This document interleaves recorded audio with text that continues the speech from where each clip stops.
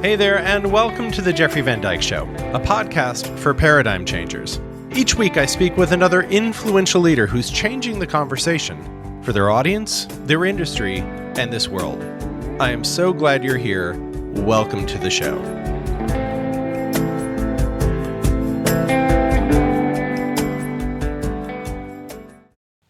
Okay, welcome. Colin Stuart, it is so delightful to have you here. I mentioned to you before we started that preparing for this conversation was a little different than preparing for so many of the other conversations that I've had on the show. And what I know is that most of the people that I work with are highly driven. And one of the things that just fascinated me when getting into your work around time is how little we examine it. We just take it for granted. It's like air. We just breathe it. There is time, and there's a finite amount, and we're, sometimes fighting against it, trying to make things happen in the world. So I want to learn just a bit, I want to unpack time. And this is, unlike probably a lot of places where you speak, this is not necessarily a audience that has much mathematical or scientific training. Maybe some do, but that's not the nature of it. But before we get there, here's where I want to start. Why does time fascinate you? I think you kind of hit the nail on the head, that there's this real contrast between the way that we experience time in our everyday lives and the way that we've come to understand time as, say, scientists and physicists. And you're right, no one ever takes the time to stop and think about time. Questions that maybe a child would ask, but as adults, we never have time to think about it. So just a couple of simple ones, like if you ever asked yourself where tomorrow comes from or where yesterday goes, and it's asking kind of simple questions like that if you keep pulling on those strings, suddenly you get to some pretty profound realizations about the true nature of our existence. What have been some of your biggest ahas as you've been pulling on these strings? Then we'll get into kind of nature of time as you understand it. Well, it's the fact that we treat space and time in our everyday lives. We treat space and time very differently. So, for example, I have, and you have, a lot of freedom in space. I can choose to walk one way, stop, turn around, and go back the way that I came, or I can change the speed at which I can move through space. So maybe I could walk or run, get on a plane or even a rocket ship. Whereas time, we don't seem to have that kind of freedom. We seem stuck traveling in the same direction. It doesn't seem like we can stop. It doesn't seem like we can turn around. And it doesn't seem like we can change the speed at which we move through time. But the thing is, we've known as physicists and scientists for over 100 years that none of what I've just said is true. That the way that we experience time in our everyday lives is in effect a lie. It doesn't work like that. It just seems like it does. And again, that's the real attraction for me, that because it's something we're so familiar with, if you start questioning people's notions of time, they get quite guarded. I've had arguments with people who's like, stop spreading this nonsense. I'm like, well, it's our best scientific theory of time. If it makes you uncomfortable, that's why I love it, right? It's that it kind of gets to something quite deep-rooted in our psyche. I love that you said that. One of the things I find that's true about most of the people I work with around paradigm changes, we have this love of, kind of screwing with people in an effective, beneficial way. And I see that glint in your eye. So tell us a little bit about, the way you talk about it sounds like it's a perhaps effective story that we use to understand the nature of our existence, and that it doesn't necessarily hold muster when it comes to science. So what is time? That in itself is a very difficult question to answer. Time is sort of the way events unfold, but a fundamental definition of time is a very hard thing to come to.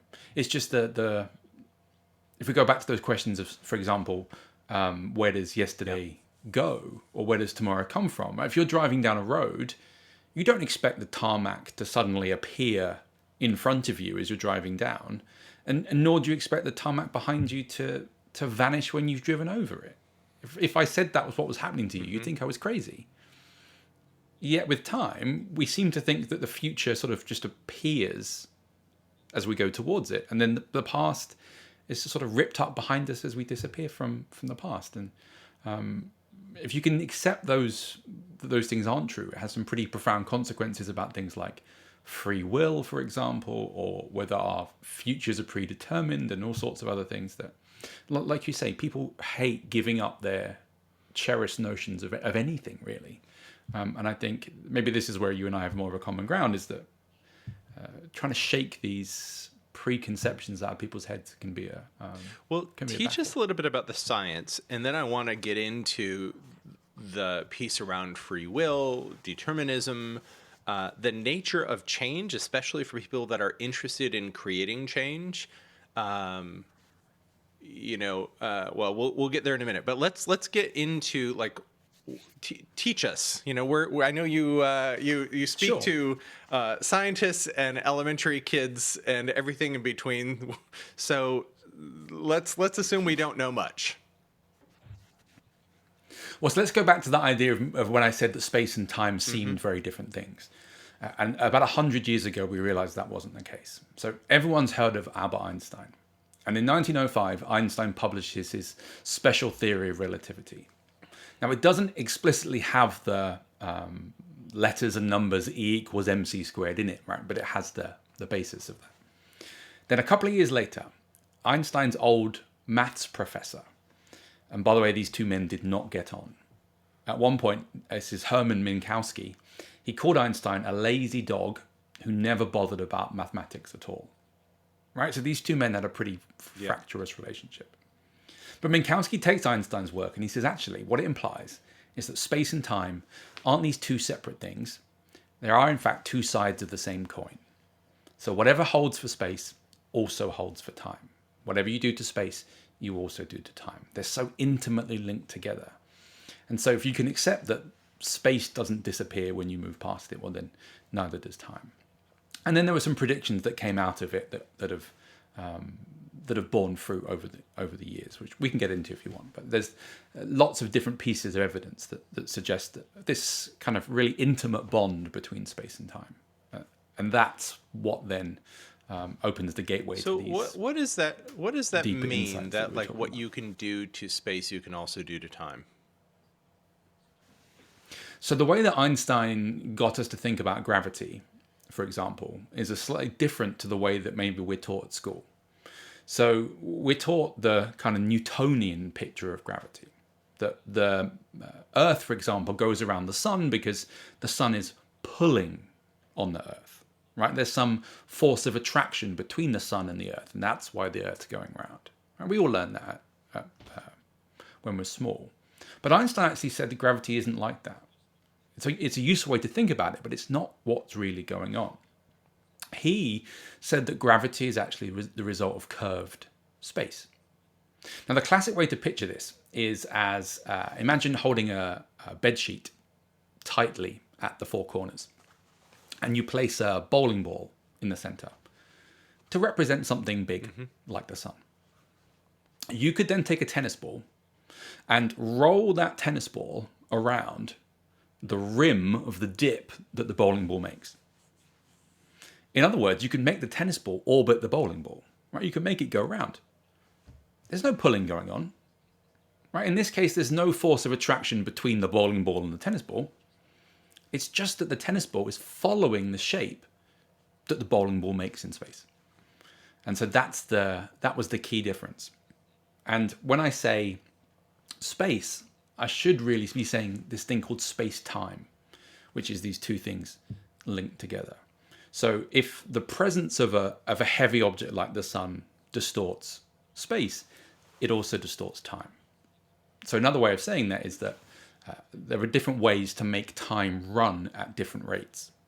And one of those ways is by bending space-time itself, which I guess the best way to think about space-time is either as this fabric that pervades the universe, or as a stage on which events in the universe play out. And so events in the universe affect the passage of space and time. So you can distort space and you can distort time. So share just a little bit more about the distortion about space and time. Then I want to get into the implications of this. Because time is to some degree relative and you can screw with it. Yes? You can completely screw with it. Yeah, there are two ways you can screw with it, right? If you accept that this space-time is a stage on which all events play out, then there are two ways you can mess with time. So the first way is best explained if I asked you to imagine running a 100-meter race with Usain Bolt. Would you be surprised if I told you that he got to the finishing line Nope. before you? No. No. He can run through space faster than you. If I told you that he got to tomorrow before you by winning the race, would you believe me then? Only because I've listened to you talk before this conversation. But it sounds wrong, right? It feels wrong. And there's no way that's true, but it is, because you're not racing through space. You're racing through space-time. So he gets through space faster than you, but he also gets through time faster than you. So he gets to the future first by winning the race. So that's one way you can mess with time, is to move really fast through the universe. The other way is to get near something really big. And if you go and hang out next to a black hole, for example, and come back to the Earth, a lot less time will have passed for you than for those of us left on the ground. And that goes for any difference in gravity. So the highest permanent human settlement in the world is La Rinconada in the Peruvian Andes. It's about 5,000 meters above sea level. If you spend your life living in La Rinconada, then you will age differently compared to someone living at sea level. Because those of us at sea level are feeling stronger gravity of the Earth, and those in La Rinconada slightly weaker gravity. So yeah, mess with time in two ways.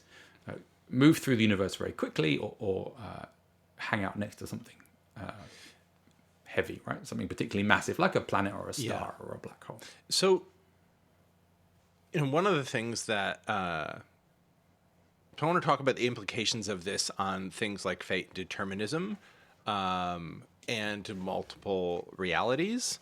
And then we'll talk about the nature of change. But, you talked about, one of the things I heard you talk about preparing for this conversation was, when you had your son, and you said, oh, my son's already existed. He's always existed in space-time. And now his space-time continuum and mine are overlapping. So what does that mean that he's always from a scientific standpoint, right? From a spiritual standpoint, I might be able to, have theories about that. But from a scientist standpoint, what does it mean that he has and you have always existed in space-time? And if you have always existed, why is it that you're just now colliding? So, with this idea of space-time again, as far as we know, the Big Bang created the universe, right? That's our best working scientific theory of the origin of the universe. Another way of saying that is the Big Bang created all of space-time. As far as we know, there isn't a process that can add new space-time to the universe, and nor is there a process that can remove space-time from the universe. So it's why yesterday doesn't go anywhere, and it's why tomorrow doesn't appear from anywhere. Now, this idea is called the block universe, but I prefer to call it the book universe, because I think it's a bit more intuitive. It's like the universe is a book, right? It just sits there. The beginning, the middle, and the end, already written. So we're on page 100, say. Page 50 is still there. The past hasn't vanished. But equally, page 200 is also there still. You may not be on that page yet, right? But it's there. You reading page 100 doesn't summon page 101 into existence. The book's already written. The beginning, the middle, and the end's already there. So everything that has ever happened and everything that will ever happen is a real part of the universe. And so he's always been on page, whatever it is, 150 of the universe. I was on page 149. And I managed to, move on to the next page. And there he was waiting for me. So that's what I mean by the idea that everyone who has ever lived and everyone who will ever live exist in a region of the almost universe. I don't want to say at the moment because it's not quite at the moment. Almost like stacked realities. Yeah. Yeah, exactly. Like snapshots, one on top of the other. And Einstein knew this. He knew the implications of his work because, so he died in 1955, just a couple of months after his best friend. And one of the last things he ever did was to write a letter to his best friend's widow. And basically in it, he's saying, those of us who believe in physics know that the distinction between the past, the present, and the future is only a stubbornly persistent illusion. And what he was trying to do here is, in a very real sense, is to reassure his best friend's widow that her husband still exists. There's a region of space-time where he is alive. Now, unfortunately for her, she doesn't have access to that region of space-time anymore. Why is that? And so she can't see him. But well, so it's not that you don't. I guess this is kind of getting into whether time travel is possible now, right? Because there is nothing that inherently rules out doing that. There is a way that we have come up with, at least on paper, a kind of time machine to the past that would allow you to go back and revisit a previous page. But that would require, if you can imagine how you would do it in a real book, you could fold page 100 over so that when you read across page 100, it would fold back onto page 50. And so you'd be able to revisit that previous page. So you can do it, at least in theory, revisit the past. But it seems, you have to, there's very convoluted steps and things you'd have to do to pull it off, which, we can talk about. But so it's not impossible. It's just extremely Here's difficult. the thing that I'm trying to understand is, so on one hand, all time space exists. There's not more being added. There's none being taken away. The book's already written. We can open to any page and there it is. So why don't I stay, if I'm on page 100, why don't I stay there?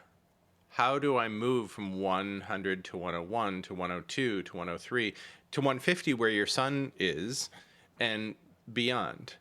And this idea of time seeming to have movement to it, right? There's a future that I'm heading towards, or so it seems.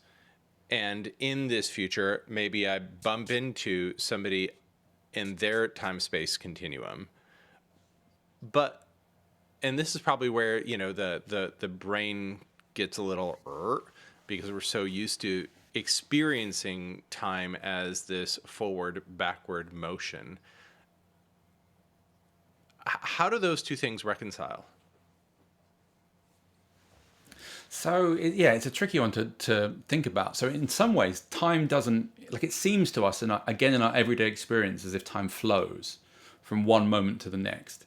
But it's a bit, again, like driving down a road. When you're looking out the windows, things are moving past you, but you realize that it's your motion through space which is making that happen. So with time, there isn't really a flow of time. It's more that as we move through the book, we see change, and over that sort of gives us a sense of time passing because something has altered over time, and there's a direction to it, it's called the arrow of time. So things always get messier; they don't get tidier. So, for example, if I was to show you a film of a mug dropping on the floor and it's smashing, You know if I was showing you that film backwards, Sure. because a mug doesn't suddenly just jump up and reform, but it quite often smashes. So there's a sort of directionality to time. Over the book, we see change, and it's that sort of change that we perceive as a flow of time. But really, strictly speaking, we're moving from one snapshot to the next snapshot to the next snapshot, and it's the sort of, it's like a flick book, right? If you think about those old flick books that have got still pictures, if you flick the pages really quickly, then it looks as if something is moving over time. But really, all that's happening is you're just moving from one page to the next page to the next page. So Whereas someone looking at the book from the outside would just see a book sitting there doing yeah, absolutely nothing. well, let's get into some of the questions you've poked at as you've poked at time. And this is, I'm sure, where philosophy and science intersect. But when you look at okay, I'll back up and say part of my personal history is, as a kid, I was raised in Calvinism, John Calvin. And he had this whole thing about predestination, which never made sense to me. Even as a little kid, I was like, no. Because the whole thing was basically like, I mean, first of all, you've got to, in that system of religion, believe in a heaven and a hell. But the conversation was about determinism. And, are certain people going to get God's grace and go to heaven, or be denied that grace and go to an eternal hell? Now, I haven't thought about many of these things in many, many, many, many, many years. But when I started looking at this piece around fate, I was like, okay, this is this is poking at stuff that I couldn't even make sense of as a kid in a religious context. So what does this tell us about determinism or fate in your scientific opinion? Well, if you just accept this theory at face value, this block or book universe theory, and don't add anything else to it, it implies that the entirety of the future is pre-written and predetermined. So everything you're ever going to do, already decided. Everything you can have for breakfast, every day for the rest of your life, until the day that you die, including the day that you die, written in the book of the universe. It's completely predetermined. And I didn't like the idea of fate very much. I didn't believe in it at all. I thought it was a bit, I just didn't really see any basis for it. But weirdly, this block or book universe kind of puts fate back on the table. That basically you have no control over what happens in your life. The other analogy I use sometimes is that life is a bit like an advent calendar, right? That we get at Christmas. Each day you wake up and you open a new door and you see what's behind that door. But the act of opening the door doesn't summon the thing that's behind the door, right? It was pre-set in the factory when the calendar was made. So it's the same with the universe. Everything that will ever happen was preset when the universe began in the Big Bang. So yeah, your future in this, if you subscribe to this idea, is completely predetermined. And the strange thing about it is, even if you now believe this, and you think, okay, well, I'm going to change the way that I live my life because I now know this. The thing is, you were always going to know this because it was written in the book of the universe. You would learn this on this day. So any decision you think you now make on the basis of watching this is not a real decision. It's a decision you were always going to make anyway, which is why it starts to make people quite bananas. Some people quite uncomfortable. Well, yeah. So here's. But that's the thing. If you think about it too deeply, you're going to get yourself into a mess. But then you were always going to get into that mess anyway. So, I shared with you, the folks that I work with are invested in creating change. That's their work in the world. Looking at a system, looking at an industry, looking at something going, this can be different, this can be better. I have a vision for how this can be instead. And so what you're saying is, well, you were always going to see the world that way. And you were always going to be the one to introduce this new conversation to your industry or to your people. And it was either going to go how you'd hoped it to go or it wouldn't. And so, on one hand, there is no real quote unquote change we can manufacture, like, we can't manipulate it, and yet we also can't not participate in it. Yeah, exactly.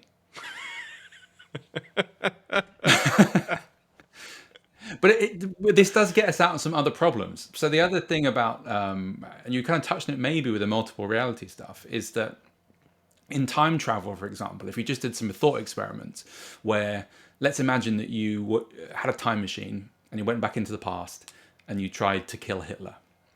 So the New York Times Magazine ran a survey of their readers maybe 5 or 6 years ago, asking them exactly this question, right? If you could go back in time and kill Hitler as a child, would you? And about 40-something% said yes, a little less said no, and the rest were undecided.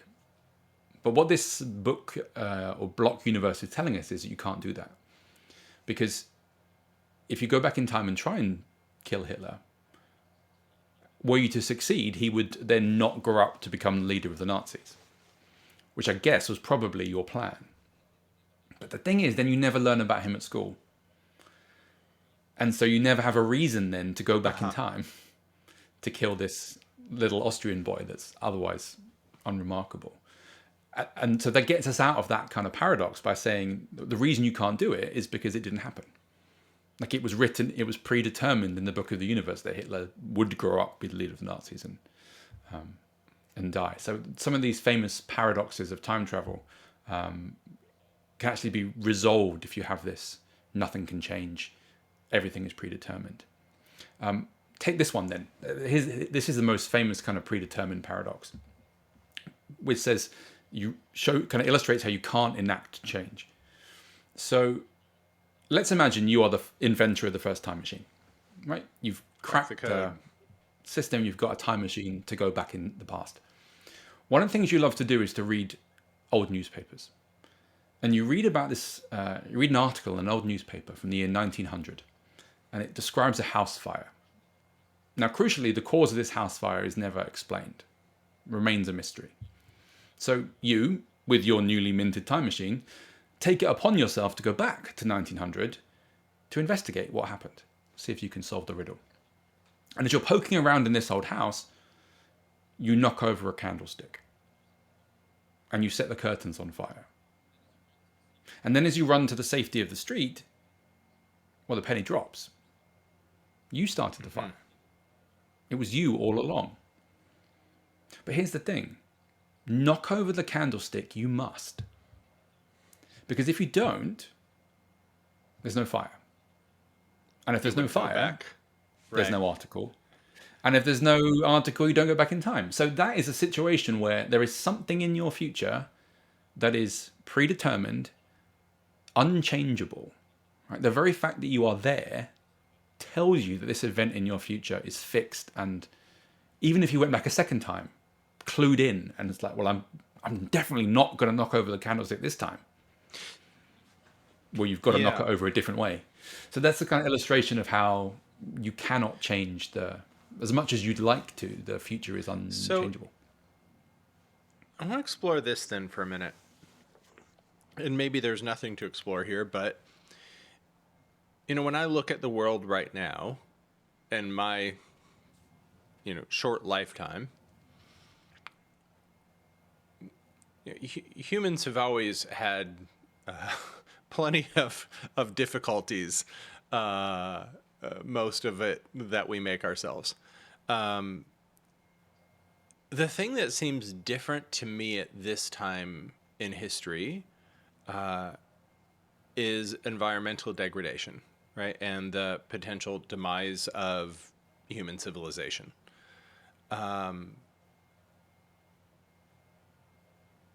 And so many people that do change work are saying, hey, we've got to change the way we understand our place in this ecosystem, how we relate to this ecosystem.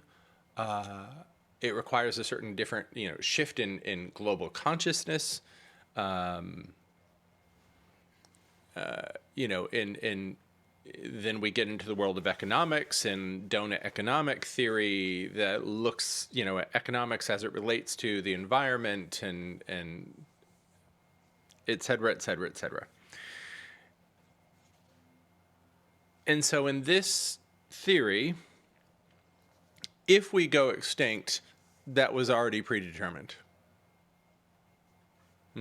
Yes. Yeah. So any efforts we're making now were the efforts we're always going to make, and the outcome is yeah. That doesn't mean to say that we to lessen the seriousness of it. And it's not like we can, again, upon hearing this, go, okay, Right. well, we shouldn't bother then because it's already predetermined, because you can't do that because, well, if you do that, you were always going to do that anyway. So you can kind of get yourself trapped, but yeah, it doesn't take away the seriousness of it. But yeah, what we're doing and whether we succeed, at least, is again, if you take this on face value, is predetermined. What I should say is that not everyone subscribes to this block universe idea, or is completely happy with it. So there might be some like wiggle room out of it. So it's based on general relativity, Einstein's theory. It's passed every test we've thrown at it for the last 107 years. Right? It's an extremely well-tested theory. What we haven't built in, though, yet, is that relativity tends to deal with big stuff. Right? Planets, stars, black holes. We have another set of rules in physics which deal with the tiny stuff. Right? Atoms, subatomic particles. That's quantum physics. Normally, these two theories are completely separate. Right? If you're dealing with atoms, you don't bother talking about general relativity. And if you're talking about planets, you don't bother talking about quantum physics. But it is annoying that we have these two. You have to choose which theory to use depending on the situation. And we've had some success in the past in physics of unifying theories, of bringing what seemed like two different theories together into one. So, and we've done that multiple times. So physicists are trying to combine these two theories, right? Quantum physics and relativity. And if they were to succeed, it's proving very difficult. But were they to succeed, it might replace this block universe idea. So you know how I said that we taught at school that gravity is a pull, but it's not really. It's just a useful way to think of it. Well, if we had this theory of quantum gravity, which would be the combination of the two theories, maybe this block universe idea would be a useful way to think about the world, even if it's not fundamentally what's going on. So if you hate this idea and you just think this cannot possibly be true, it is very well tested, but there is a little bit of wiggle room. This theory of quantum gravity might get you out of that existential crisis, Well, if you're having one. so, as I sit here and think about it, 107 years, that's a good long time to throw at a theory in the way we normally think about time, given our lifetimes are usually less than that. But in the grand scheme of the history of time and the potential quote unquote future of time, it's a blink of an eye. Right? Yeah. So in this theory, we will have always come up to this point by now. And having a unifying theory will always have been something that we would have stumbled into, quote unquote, after.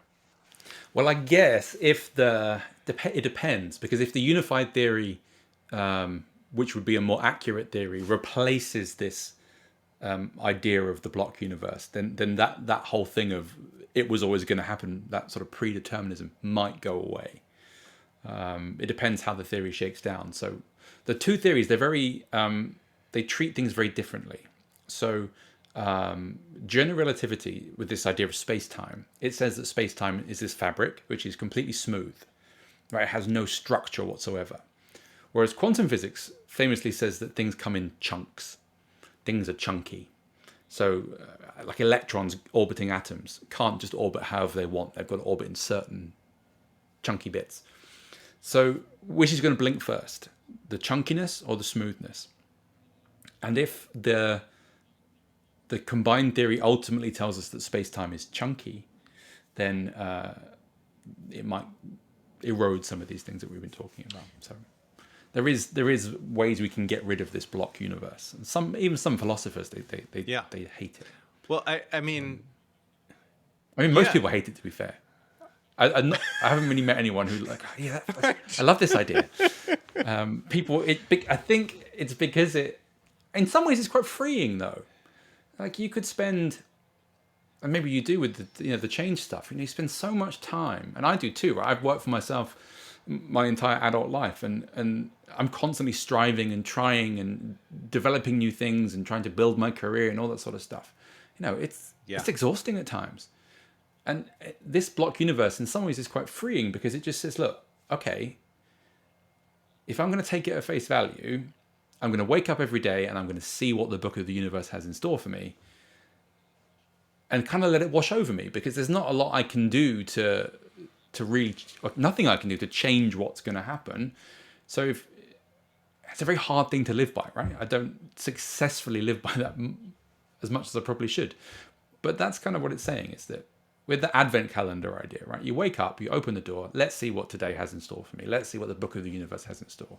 And not stress too much about. Yeah, I mean, that's the striving for more. hope. Part of what I was curious about in this conversation is, and I started here, is most of the people that I work with and colleagues, and they're self-employed or they're owners of companies. They're often very driven, and time can kick their butt in terms of the relationship to it, right? In terms of like, I gotta do.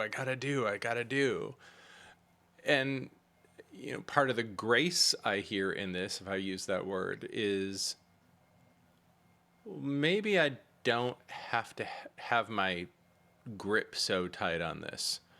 Maybe I can breathe a little bit more deeply. Maybe I can open the advent calendar and let the day wash over me, as you say. Yeah, and I'm very bad at living by that advice, but I should live by it more. I think, because the times I get most stressed is when I am trying to, like you say, it's a good way of describing it, gripping too tightly. It's quite a hard thing to let the grace wash over you. Let me ask a couple other kind of questions, poke at it from a scientific standpoint. The people that come to me usually come to me with something they might call a sense of a calling. Something within them that says, I'm here to do this thing.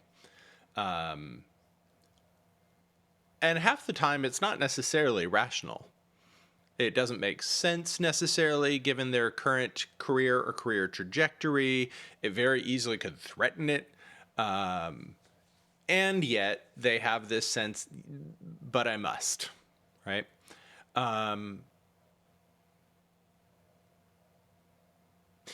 Part of the thing, and there are often people that see things in their industry or in the world that other people aren't seeing yet. They're often a little, quote unquote, ahead of their time. Thinking outside the box, often pull from a variety of different schools of thought, right? They might be in business, but pull something from philosophy and pull something else from science and pull something else from history and so on and so forth. One of the concerns oftentimes is I don't see that anybody is asking for this thing that I feel I'm here to bring, right? And my conversation for them always is, well, of course they're not asking for it. They would never know to ask for it because they've never seen it before. I didn't know to ask for a rectangle phone I could carry in my pocket until it was offered to me, right? And so part of a paradigm changer's role is education. Hey, we have this new thing. There's another way.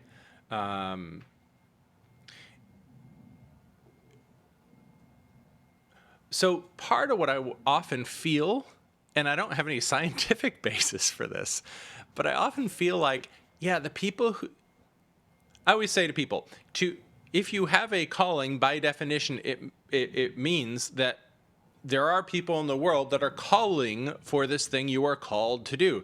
To receive a calling is a receptive act. Answering the calling is essentially saying back to this mysterious group of people you have not yet met, hey, I heard the call, I figured out the answer, and here it is, right? And that those people already exist. They're already asking for it. They just don't know yet that you're the one that's going to show up and say, hey, I've got the answer, I've got the solution, here it is. So similar to, hey, my son always existed in this book, and we were always going to come together. Does my thinking about this hold muster scientifically? That would kind of lend, I suppose, some weight to the calling, right? And is that it was something you were always going to do. From a kind of personal perspective, my main thing is space, right? So, which at the times is tangential to it, but I've been obsessed with space since I was a kid, and no one ever looks up. Right? In their everyday lives, people just don't look up. But I was always the kid that looked up, and became fascinated with it, and it's stuck with me. And I've like been space. That's been my calling, if you want to call it that, since I was a very small person, and whatever it is it's been that kind of consistent thread through my life. Where it came from, I don't know, but it's funny because so my son is my younger child. I have an older daughter, although she's only 3, but she looks up, and this didn't come from me, right? I wasn't telling her to look up, but from the age of about 10 months or something, or a year, she could spot the moon before I could in the daytime. Like, she just got some, it must come from me, right? But some inherent, just reason to look up at the sky. So maybe there are these sort of things that we, certain strands of things that we're predetermined to do. It feels to me, because I've always felt that push or pull, I should say, of space. Well, and everyone I work with is similar to you in that I was always drawn to this. It's, I don't have any kids, but I have nieces and a nephew. Watching my nephew in particular, he is fascinated with construction, right? He can sit and like if you're walking down the street and there's a house being built and there's a bulldozer or a cement truck, he can just sit there and watch construction going on, at least an hour until he has to go pee. And then go home and turn something on the television, and there's these shows where there's nobody even talking. There's just these cartoon trucks moving about, and sometimes it's films of actual trucks. Yeah, my godson's the same with trains. Just will live trains 12 hours a day quite happily. It's been so fascinating to watch him because I'm like, that's not his brother. It's not me. My father's father was a builder, who's been dead for many years before my nephew came along. So watching that is just fascinating in terms of like, okay, there is this seemingly innate pull towards things. Yeah, I have two. I just done a couple of examples. I can think of 2 people that I went to primary school with. And the people that had obsessions that kind of came out early, they were quite strange obsessions. So I was space. There was one kid who was obsessed with Chernobyl. And then there was another person I'm still very good friends with who was really interested in the Holocaust. And they both now have PhDs in Chernobyl and the Holocaust. And we're talking about when they were 10.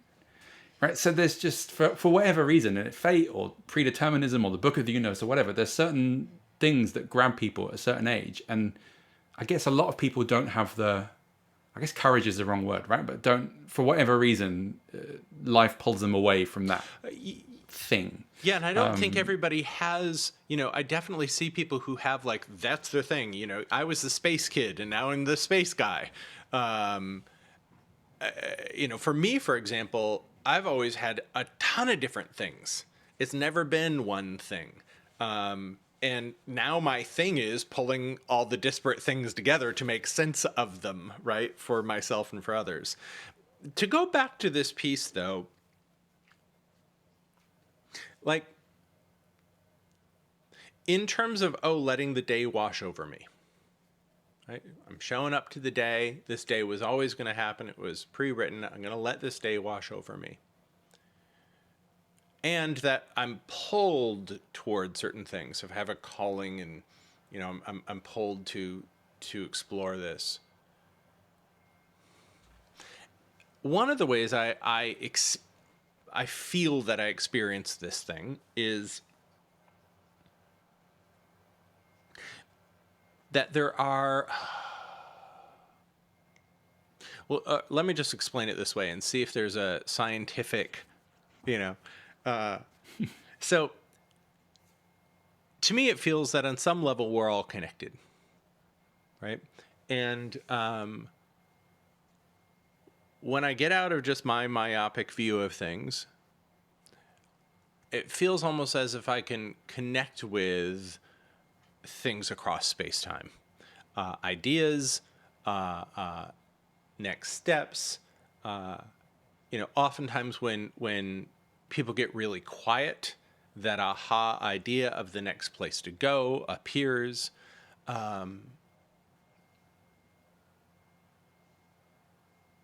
And so, is there anything from a scientific standpoint where you go, yeah, there is this kind of relational piece in this book of time where you can kind of maybe reach across it and sense what's coming next, or have a relationship to it in one way, shape, or form? So I guess there's two things. One, and I'm not a neuroscientist at all by any stretch of the imagination, but I think there's a body of evidence that says that if your subconscious can like speaking to that being quiet and the aha moment coming, that your subconscious works on things for you in the background. So if you're focused on something too much, then you're invoking your conscious rather than your subconscious too much. So if you go and do something that, and I think the studies show that you have to do something that you have to concentrate on, but that is also fairly routine or fairly mindless. So it could be making a coffee or having a shower, or for me, I have a pool table in the garage behind me, which I go and, like, if I'm really struggling with writer's block or something, I'll go and knock some balls around the table. Something you can concentrate on and let your subconscious work on it in the background. So many times I've had that thing bubble up at that point when I've been doing one of those things, and to the point now where I sometimes do it deliberately because it's worked so well before. So I think there's some like neuroscience basis to that. In terms of the connectedness and seeing different parts of the universe, I need to be careful because I don't want to advocate this too strongly, because I'll get lots of emails about it, because I know I will. Because people take, what there's a real seam of is people taking sort of scientific ideas and hanging kind of spiritualism on it to give it some credibility. So I'm being careful, trying not to give it too much credibility. I'll say that now. But there is this effect called quantum entanglement, which Einstein called spooky action at a distance. And it's basically, if you take two particles, subatomic particles, crucially, they're not allowed to be in the same state as each other. Now, normally we talk about this as being up and down, right? So they can't both be up and they can't both be down. One's got to be up and one's got to be down. So you bring them together, make them one up, one down, separate them, change one, the other one changes instantly. If you make this one up, this one instantly goes to a down to preserve the rules. But the thing is, it's a big pillar of physics that says the speed of light is sacrosanct, right? You cannot travel faster than the speed of light. So how has information that this has gone from a down to an up got to this other particle faster than the speed of light? That's the essence of entanglement.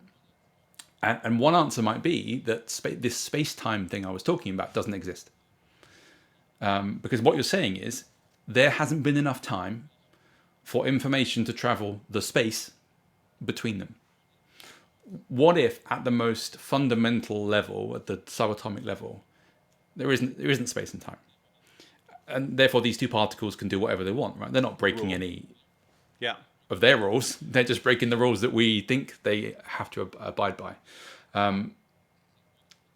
But that might imply that and this is what I think I talk about in the last chapter of the book, is this quantum gravity, if it comes, might actually tell us that space and time Yeah. don't really exist. So space doesn't exist and time doesn't exist. So we've gone from talking about time as a thing to saying, well, maybe there is no time. And if that's the case, then maybe things are entangled or connected in a way across the book that we're not Yeah. buying into right now.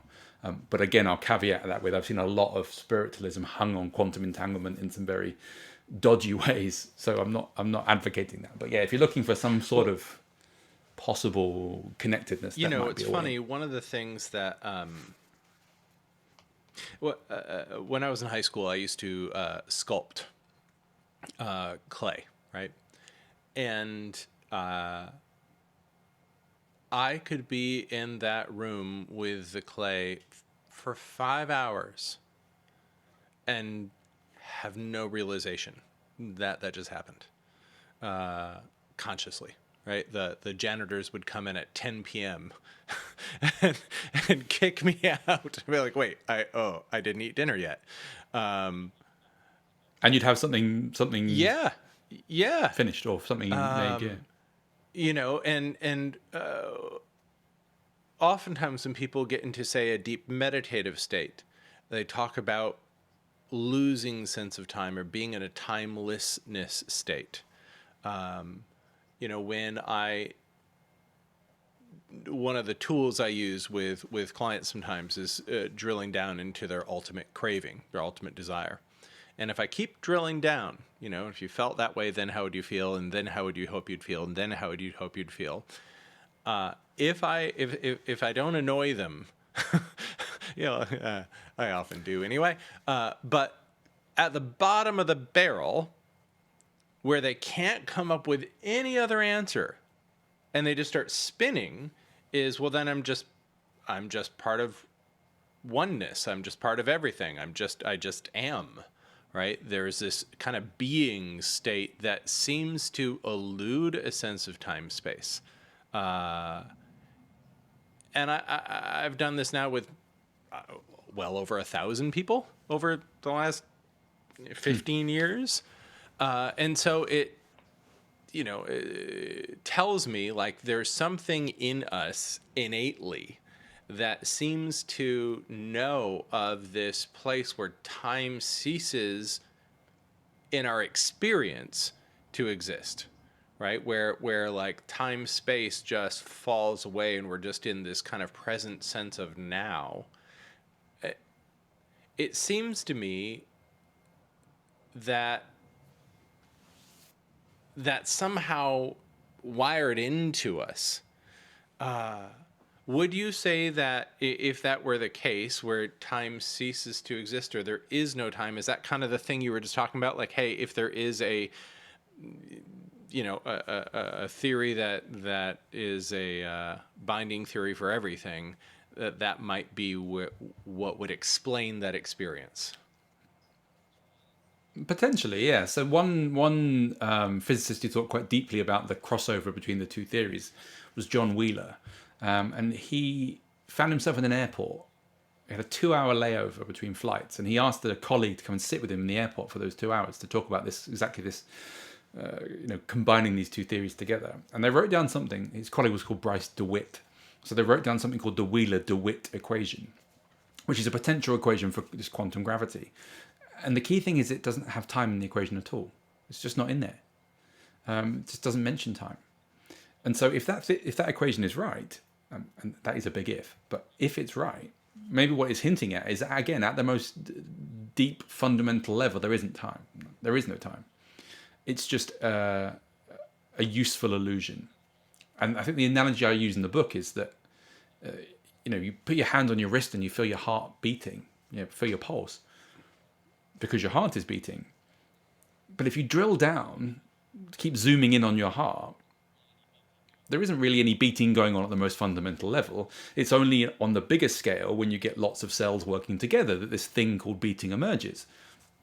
Also, maybe it's a similar thing with time, that at the deepest level there is no time, and that it's something that only emerges as something we experience on the scale, our kind of scale. But you think about it, the reason why our brains work the way that they do, the way we look the way that we do, the way we think like we do, is because of evolution, right? So there's a payoff for having a brain that works this way, and it probably means getting more food, or not getting eaten, or getting mates, right? So there's some evolutionary advantage to being able to keep track of time and thinking that time exists, but maybe it doesn't at the deepest level possible. So maybe, I don't personally think that we're tapping into. I mean, that sounds great, by the way. This timeless now that you're talking about. I don't. Maybe I live a too frantic. My head's too frantic. I think my brain's firing off all. That sounds glorious to me. I'd love to have just a space where it doesn't feel like time is passing. That sounds amazing. Yeah. How do you do it? For me, it's been fleeting. Is this something that just Well, I will say, Yeah. when I've talked to people who are deep meditators, I meditate every day, but I'm talking about people who have dedicated their life to meditation. Those are people who will often talk to me about this space. The place that I've most usually experienced it is in creativity. I'm a singer, so sometimes there's times when I'm on stage and I walk off and that sense of time space didn't exist while I was performing, right? So, I think there are places that I feel that people can get into, quote unquote, the zone, where that happens. All right, last question. If there's one biggest lesson you've learned about time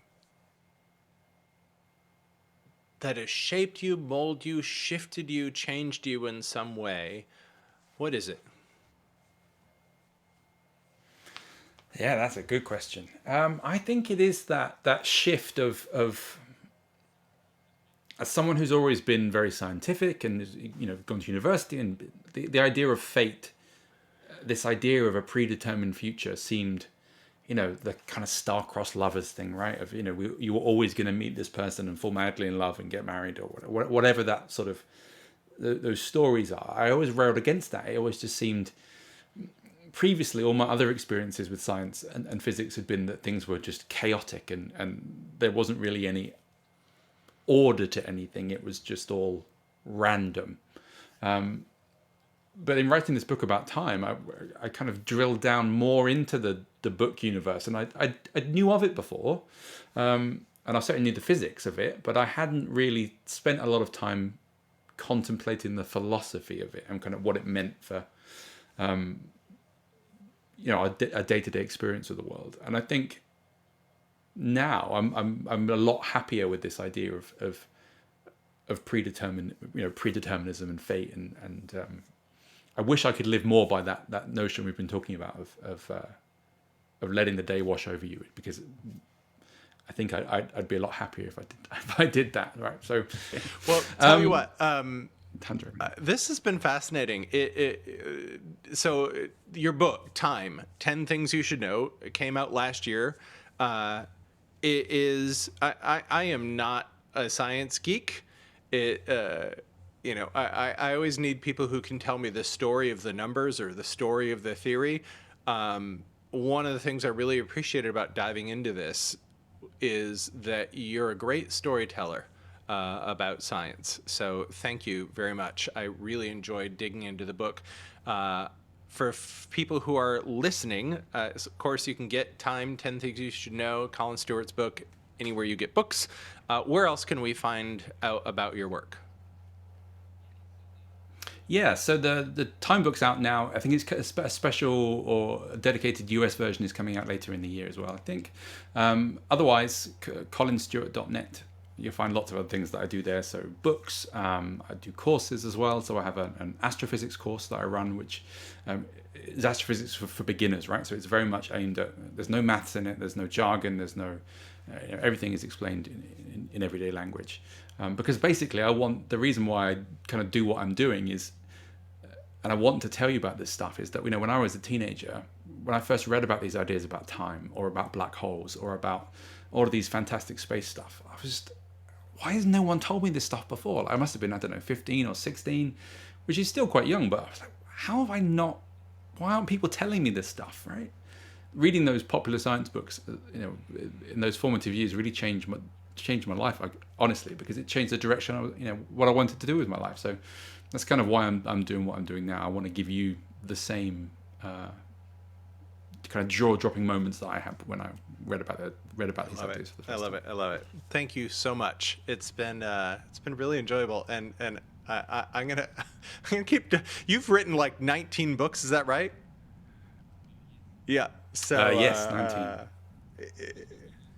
But this one's really nice for me because it's the first time I've written a book, because they're all science books, right? But this is the first one where I've really been able to do things like talk about philosophy and the kind of deep and meaningful stuff. And it's been amazing to me. The book's been out for 5 months. The kind of conversations I've had and the places it's taken me, and speaking to people like you that probably you wouldn't necessarily have someone like me on the show normally. So this kind of, for me, it's been very interesting to see where this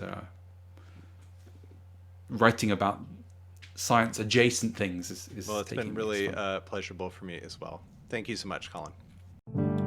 Hey there, thanks so much for listening in. If this conversation was powerful, if it stirred your soul or inspired your journey, then be sure to share it with a friend. Just copy and paste the link wherever you're listening to this podcast and text that link right now to a friend that you think would be inspired by this episode.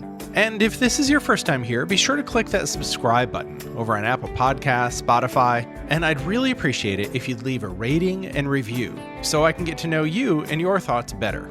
To learn more about the work I do with emerging and established paradigm changers, go to thecourageousmessenger.com. That's all for today. Thanks so much for being here, and I hope to see you in the next episode.